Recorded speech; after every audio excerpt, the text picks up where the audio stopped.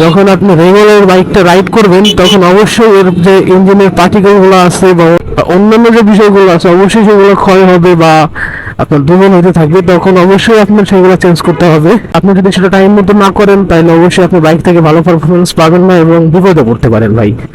তো এই হচ্ছে বিষয়। সো সরাসরি কী কী সার্ভিস করানো হচ্ছে সেটাই আপনাদেরকে সরাসরি দেখাই।